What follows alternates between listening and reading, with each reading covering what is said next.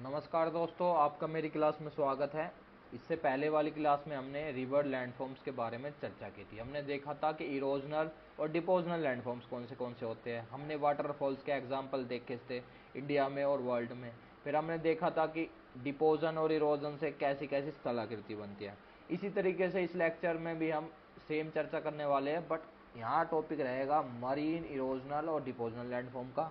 But दो चीज़ को और ऐड करेंगे, जैसे कि विंड के द्वारा बनने वाले इरोजनल और डिपोजनल लैंडफॉर्म्स एंड ग्लेशियर के द्वारा बनने वाले इरोजनल और मरीन लैंडफॉर्म्स। आइए शुरू करते हैं।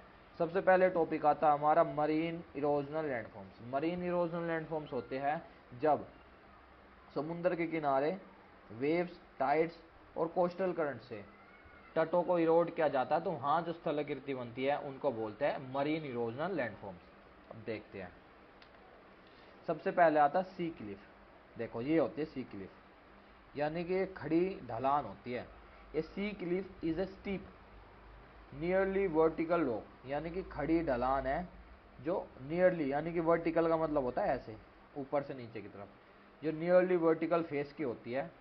व्हेन पावरफुल सी वेव्स, जब पावरफुल सी वेव्स यहाँ आके टकराती है तो जब ये आकृति बनती है। ठीक है, आगे चलते हैं।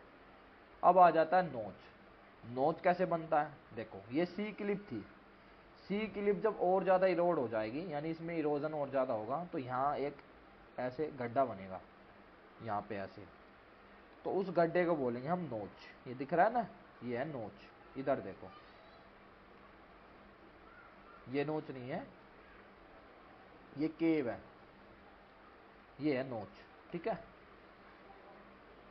उसके बाद आती है सी केव। अब सी केव क्या होती है? नोच का जब आकार और बड़ा हो जाता है तो बनती है सी केव। ठीक है। फिर आता है सी आर्क। अब सी आर्क क्या होता है? देखो, हमने देखी थी केव, इसको बोला था हमने केव। उसके बाद जब केव आर पार हो जाए, यानी कि दोनों साइड से केव जुड़ जाए, तो उसके बाद ऊपर कुछ ऐसी स्थलाकृति बनती है। उस स्थलाकृति को बोलते हैं सी आर्क, यानी कि समुद्री मेहराब। ठीक है, इस वाले रीजन को। अब और आगे चलते हैं। देखो, जब ये जो यहाँ सी आर्क था, ये भी इरोड हो जाता है तो बनता है सी स्टैक। सी स्टैक किसको कहते हैं? इसको कहते हैं, ये जो बिल्लर के जैसा दिखने वाला स्थलाकृति है, यानी कि आकृति है, इसको बोलेंगे सी स्टैक। ठीक है, आगे चलते हैं।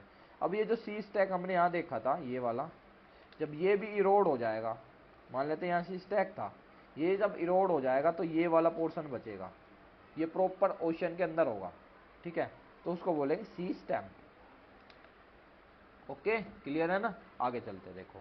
अब आ जाता है वेव कट प्लेटफॉर्म। ये कैसे बनता है?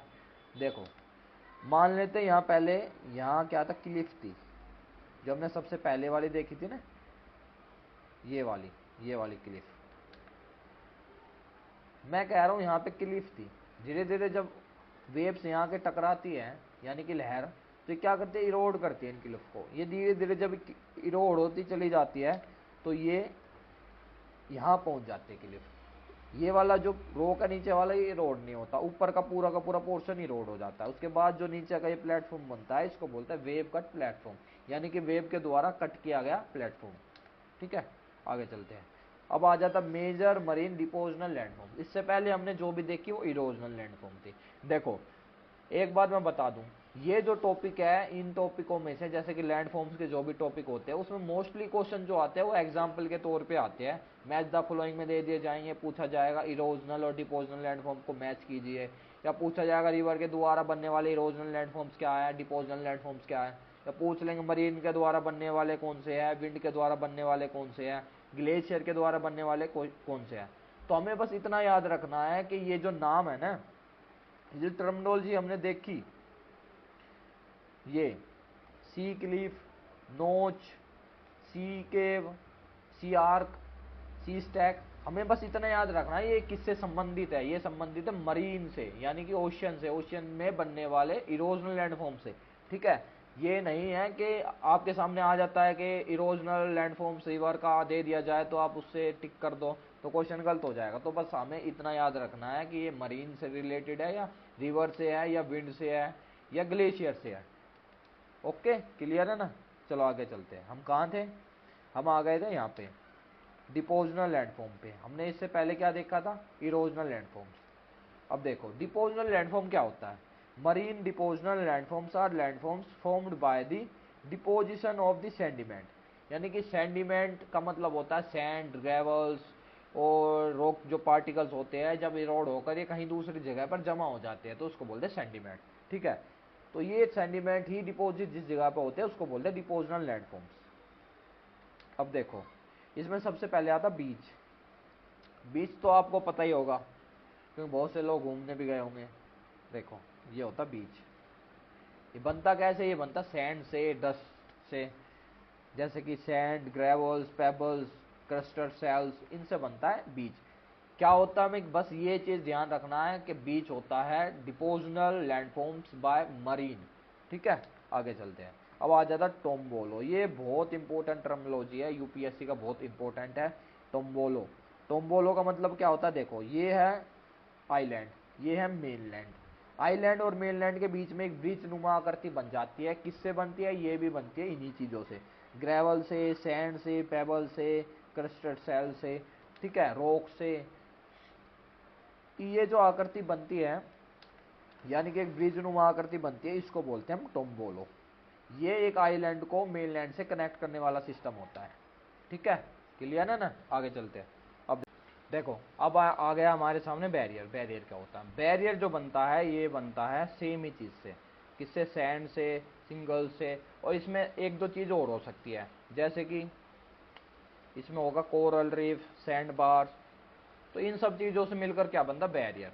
अब जो ये टाइड्स होती है, लहरें होती है, ये अपने साथ इन सब चीजों को बहा कर लाती है। तो जब ये यहाँ आकर टकराती है तो टकराने के बाद बैक होती है। बैक होने के बाद ये सारा जितना भी मलबा होता है, सेंडिमेंट होता है, यानी कि कोरल रीफ, सैंड बार वगैरह जितनी भी चीजें होती है, तो ये यहाँ कुछ इस प्रकार की आकृति बनाती है। तो इसको बोलते हैं हम क्या, बैरियर। अब बैरियर के अंदर ये वाला जो हिस्सा होता है इसको बोलते हैं लगून। अब लगून के अंदर क्या क्या देखने को मिलेगी हमने चीजें, देखो लगून के अंदर होता है सैलो वाटर बॉडी। सबसे पहले तो ये देखो, सैलो वाटर बॉडी का मतलब कम गहरा पानी। उसके बाद ये होता है सलाइन प्लस फ्रेश वाटर।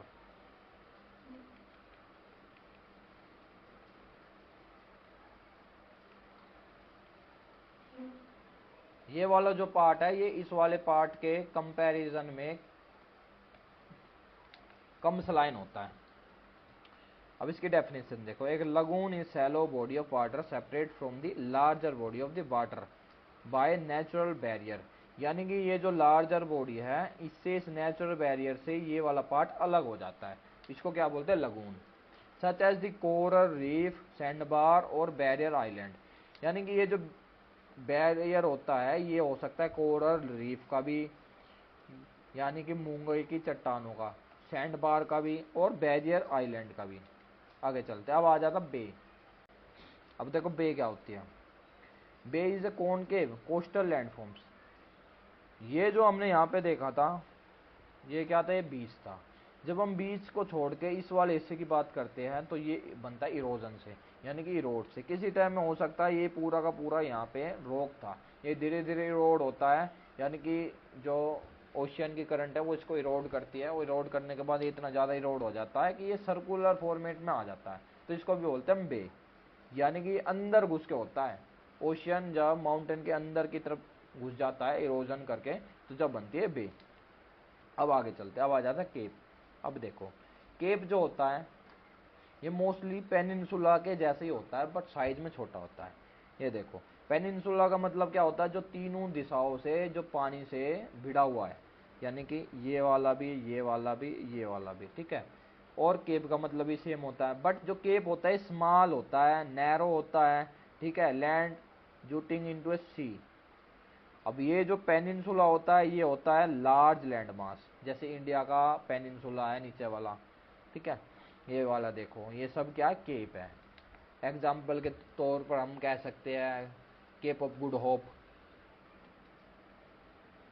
अब देखो अब आ जाता है रिया कोस्ट लाइन। ठीक है, इंपॉर्टेंट लैंडफॉर्म्स। अब रिया कोस्ट लाइन कैसे बनती है, ria coast line is a submerged river valley coast line formed when sea level rises. ये देखो flood rivers valley creating long narrow and the breaching. देखो ये जो आपको ये दिख रहे हैं ना किनारे, ये इरोजन इनमें इतना हो चुका है कि ये यहाँ से सीधे नहीं है, यहाँ से देखो अंदर चला गया ये वाला हिस्सा, ये भी अंदर चला गया, ये भी अंदर चला गया। अब बात क्या हो रही है, रिया कोस्ट लाइन की, इन्हीं को ही बोलते हैं हम रिया कोस्ट लाइन। यहाँ क्या होता है, कभी कभार समुद्र का जो पानी है ये बैक मारकर इस वाले हिस्से में घुस जाता है, और जो रिवर की स्ट्रीम यहाँ के माउथ बनाती है ना, तो उसको ये ओवरफ्लो कर देता है। तो इससे क्या होता है, इससे फ्लड रिवर वैली बनती है, ठीक है, creating long narrow and branching inlets, यानी कि अंदर की तरफ पानी चला जाता है समुद्र का। तो उससे ये जो सीमाएं बनती है ना ये वाली, इनको बोलते हैं रिया कोस्ट लाइन। अब देखो, initially there are river valley on land, यानी कि शुरुआत में क्या होती है, ये वैली होती है river valley. Due to sea level rises, जो सी का जो ये लेवल है ये राइज होता है, तो पानी ऐसे अंदर की तरफ घुसता है, ठीक है। Sea water enters this valley, valley get flooded by the sea water, यानी कि रिवर के द्वारा यहाँ फ्लड नहीं आ रहा है, यहाँ किसके द्वारा आ रहा है, ओशियन के द्वारा, ठीक है। क्लियर हो गया ना, आगे चले चलो। अब आ जाता फ्योर्ड्स।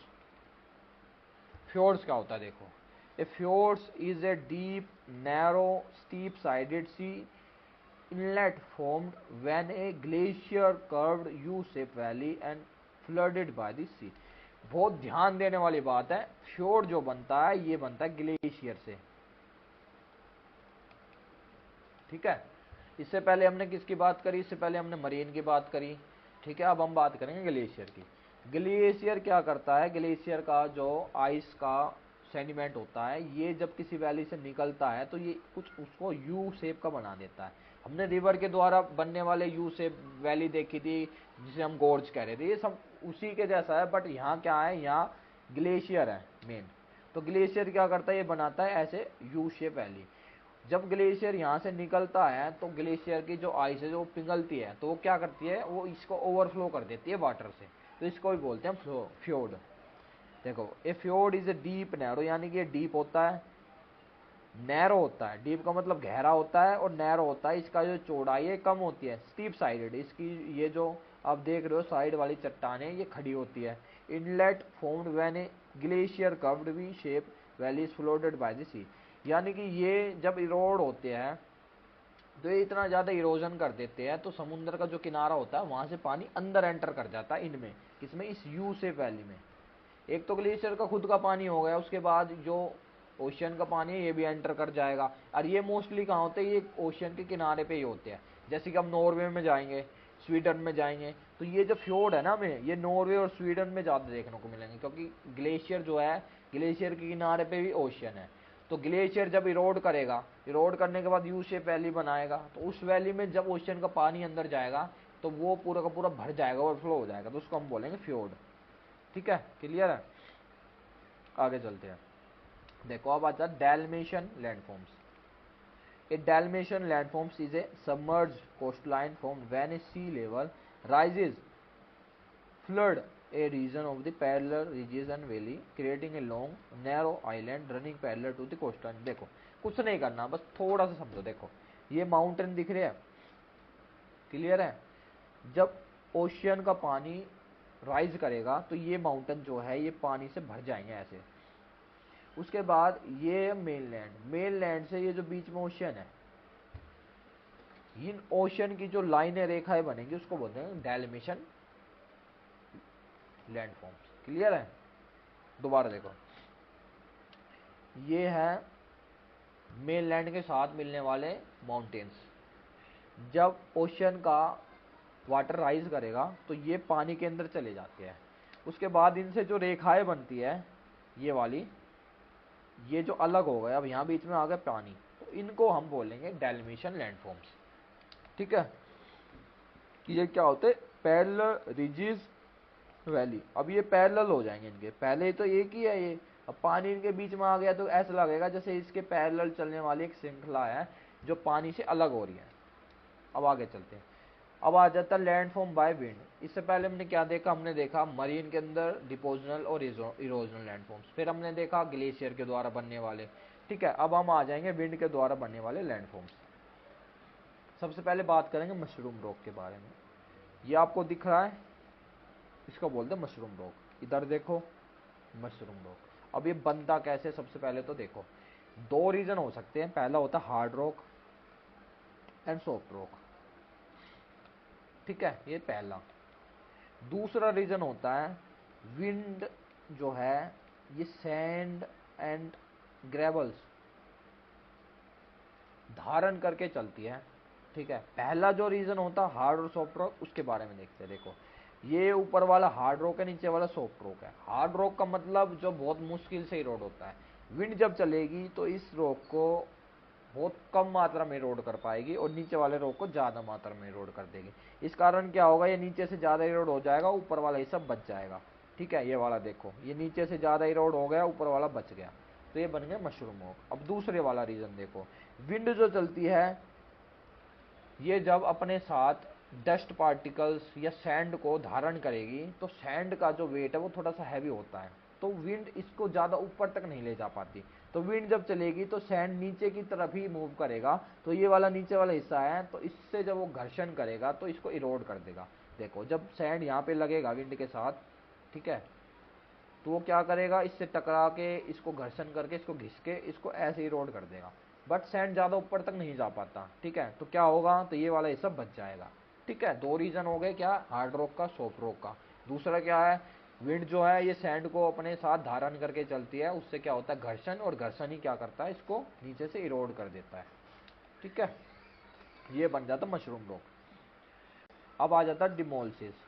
डिमोलिसिस क्या होता है, देखो ये जो आप पिलर लाइक स्ट्रक्चर देख रहे हो इनको बोलते हैं डिमोलिसिस। इधर देखो ये भी सेम सिचुएशन से बन रही है, हमने यहाँ देखा था hard rock and soft rock.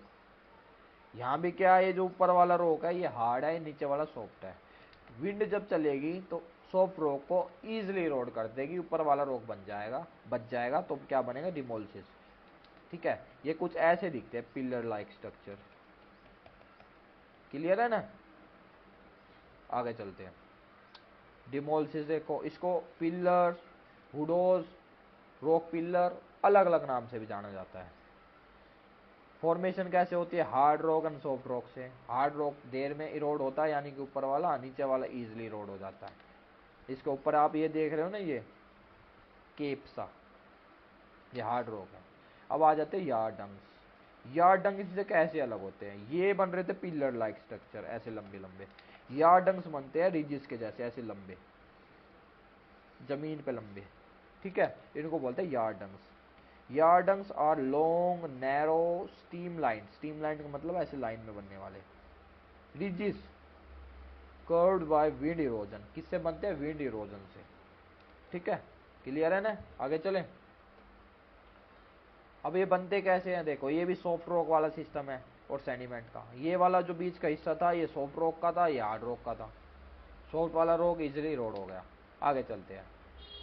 अब आ जाता है जूजेंस। ये क्या होता है, देखो ये भी सेम वैसे ही होते हैं मशरूम रॉक के जैसे, बस इसमें क्या फर्क होता है, ये ऐसे लंबे होते हैं। मशरूम रॉक क्या था, वो इस तरीके से था, गोल, ठीक है। ये कैसे होते हैं, ऐसे लंबे होते हैं, टेबल लाइक। उसके ऊपर, इनके ऊपर जो आकृति बस जाती है हार्ड रॉक की, ये टेबल लाइक स्ट्रक्चर धारण कर लेती है। आगे चलते हैं, देखो अब आ जाता है इंसलबर्ग।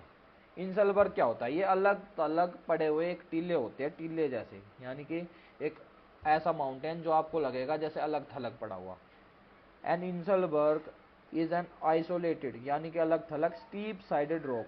स्टीप साइडेड का मतलब खड़ी चट्टानों वाला रॉक होता है, स्मॉल माउंटेन होता है, that rises abruptly from a gently sloping और virtually level surrounding by the plains। यानी कि ये जो मैदान होते हैं ना, मैदानों में केवल एक आपको कुछ ऐसी आकृति मिलेगी माउंटेन टाइप की, छोटा सा मतलब गुम्बद टाइप का सिस्टम, उसको बोलेंगे इंसलबर्ग।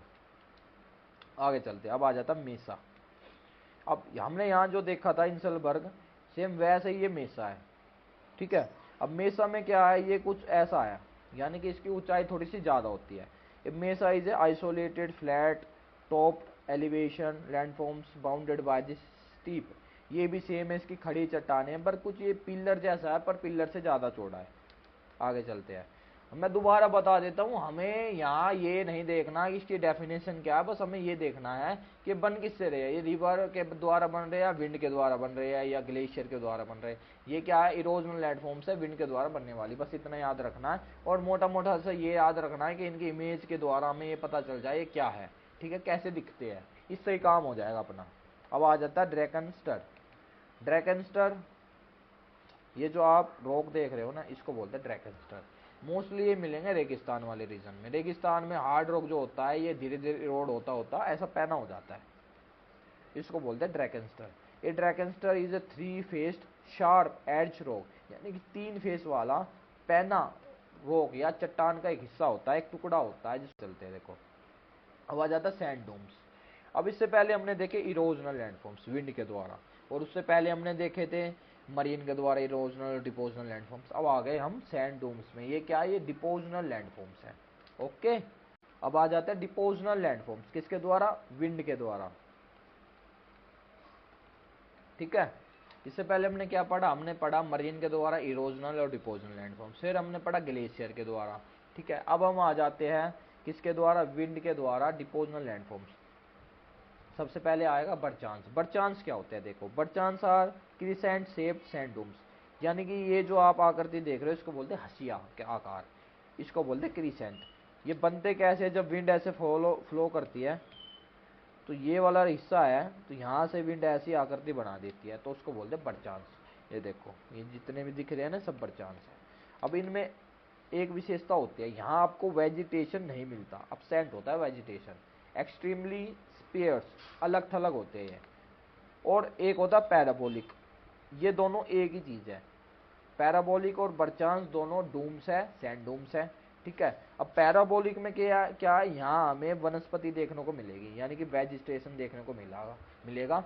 बस आपको इतना ही याद रखना है, जो पैराबोलिक डूम्स होते हैं इनमें हमें वेजिटेशन देखने को मिलेगा, और जो बर्चांस होते हैं यहाँ कोई वेजिटेशन नहीं मिलता, ठीक है। और ये क्या होते हैं, ये डिपोजनल लैंडफॉर्म्स होते हैं। कहाँ बनते हैं, रेगिस्तान में, सैंड से बनते हैं, सैंड के टीले होते हैं ये। आगे चलते हैं, अब आ जाता है ट्रांसवर्स डूम्स।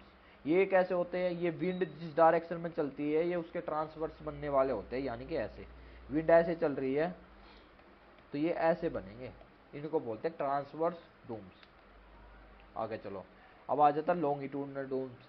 ट्रांसवर्स डूम्स जो है ये बन रहे थे ऐसे, विंड के ट्रांसवर्स, ये बनते हैं लॉन्गिट्यूड्स, यानी कि विंड के पैरेलल। अगर विंड ऐसे चल रही है इस वाली ऐसे, तो ये भी ऐसे ही बनेंगे, इनको बोलते हैं लॉन्गिट्यूडनल डूम्स।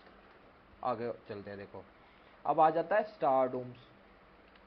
स्टार डूम्स का मतलब होता है ये जो आप आकृति देख रहे हो स्टार के जैसी, जब रेत के टीले स्टार के जैसा आकार ले लेते हैं, यानी कि उसके बहुत सारे आर्म्स हो जाते हैं, तो उसको बोलते हैं स्टार डूम्स। अब स्टार डूम्स का सबसे बड़ा एग्जांपल है बैदान जरान डेजर्ट इन चाइना, यानी कि चाइना में सबसे बड़ा स्टार डूम्स देखने को मिलता है। बदान जदान जरान, बदान जरान डेजर्ट। अब आ जाते हैं हम लोस में, लोएस में। लोएस क्या होते हैं, लोएस भी टीले होते हैं, ये जो आप टीले देख रहे हो ना ये क्या होते हैं, फर्टाइल होते हैं, बस इतना फर्क होता है। ये हमने स्टार डूम्स देखा था, ये फर्टाइल नहीं है।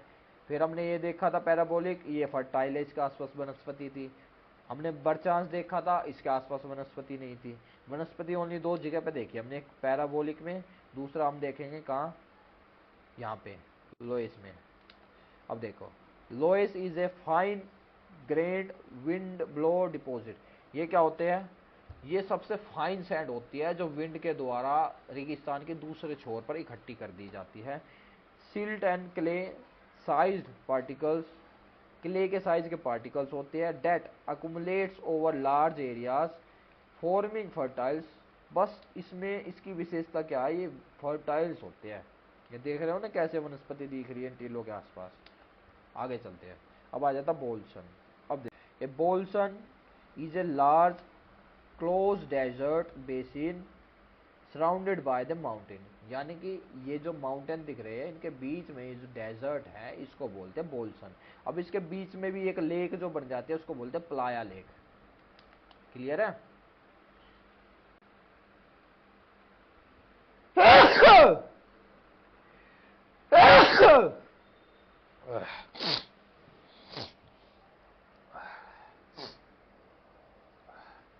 अब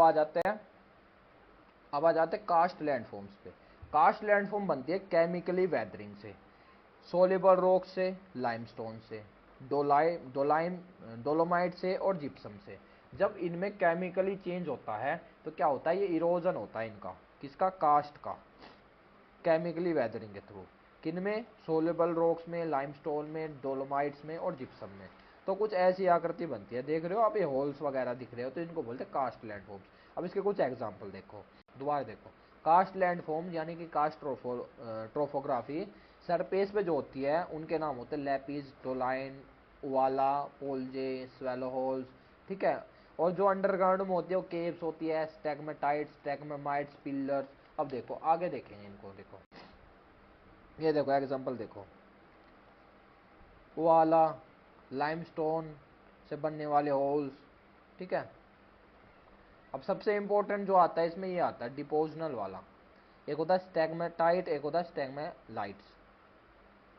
ये जो आप ऊपर से नीचे की तरफ देख रहे हो इनको बोलते हैं स्टैग्मेटाइट, और ये होते हैं स्टैग्मेलाइट। ये कैसे बनते हैं, लाइमस्टोन जो होता है ये वाटर के कंपैरिजन में आने के कारण केमिकली इनमें चेंजिंग होती है, यानी कि वेदरिंग होती है। तो लाइमस्टोन जब पिघलता है तो ये जो बूंदे होती है इसकी लाइमस्टोन की, पानी के साथ रिएक्ट होता है, तो वो जब जम जाती है तो ऐसी आकृति बनाती है।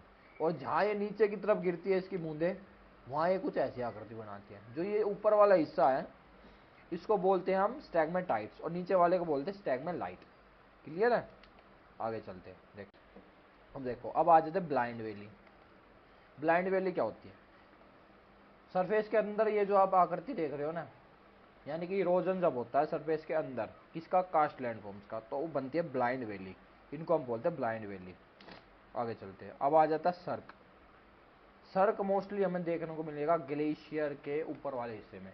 ग्लेशियर का जो ऊपर से पानी वगैरह होता है, ये इसके कारण ग्लेशियर के बिल्कुल ऊपर हेड पे एक छोटी सी लेक बन जाती है, उसको बोलते हैं क्या, सर्क, कोरी। देखो, bowl shape hollow formed at a head of the glacier, ये दिख रहा ना आपको, ग्लेशियर के सिर पे गोल शेप की एक लेक बन जाती है छोटी सी, उसको बोलते हैं हम शर्क। अब आ जाता है एरेट और हॉर्न शर्क। ये क्या होता है, देखो शर्क तो हमने देख लिया, ये लेक होती है। हॉर्न होता है ग्लेशियर की जो सबसे ऊपर की चोटी होती है, उसको बोलते हैं हॉर्न। अब एरेट क्या होता है, ये होता है ऐसे रिजिस लाइक आकृति होती है, इनको बोलते हैं एरेट, ठीक है। अब देखो, अब देखें ग्लेशियर के द्वारा बनने वाली आकृति, इसको बोलते हैं हम यू शेप वैली। इसके बारे में पहले भी बात कर चुके हैं। अब आ जाती है हैंगिंग वैली। क्या होती है, ये होती है हैंगिंग वैली। देखो ये दिख रही है, यानी कि ग्लेशियर का जो मलबा वगैरह है ग्लेशियर के किसी ऊपर वाले हिस्से में ऐसे जमा हो जाता है, तो वो एरिया जब फ्लैट हो जाएगा तो वो वैली के जैसा काम करेगा, तो उसको बोलेंगे हैंगिंग वैली, यानी कि लटकती हुई घाटी। बनती किससे है, ग्लेशियर से। यू शेप वैली भी बनेगी ग्लेशियर से। आगे चलते हैं, अब आ जाता नूना टेक। नूना टेक क्या होता है, देखो ये शीट है आइस की, ग्लेशियर की। ग्लेशियर की आइस के शीट से जब ऊपर कोई माउंटेन्स की कोई चोटी निकल जाती है, जिसमें जो होती है फ्री आइस, आइस फ्री होती है, जो जिस पर आइस नहीं होती, उसको बोलते हैं नूना टेक। इनको हम एक नाम से और बुला सकते हैं, देखो they are also called the glacier island, ठीक है। अब आगे चलते हैं, अब आ जाता है एस्कर्स, ड्रमलिन्स, ग्लेशियर स्ट्रीम्स, केम्स। ये सब क्या होते हैं, ग्लेशियर के लैंडफॉर्म्स होते हैं, ठीक है। आगे चलते हैं, तो अब बात करेंगे डिपोजनल लैंडफॉर्म्स किसकी, ग्लेशियर की। सबसे पहले आती है मरीन, मोरेन, उसके बाद आता है ड्रमलिन। मोरेन क्या होती है, ये जो आप देख रहे हो ना, ये जितना भी सेडिमेंट्स या टील डिपोजिटेड है, ये इसको बोलते हैं मोरेन, ठीक है। उसके बाद आ जाता है egg shaped hill made of the glacier till, यानी कि ड्रमलिन। एग शेप की आकृति का जो हिल होता है इसको बोलते हैं ड्रमलिन। क्लियर है, आज का लेक्चर हम यहीं ख़त्म करते हैं। अगर लेक्चर अच्छा लगे तो इसको शेयर और सब्सक्राइब ज़रूर कीजिएगा। धन्यवाद।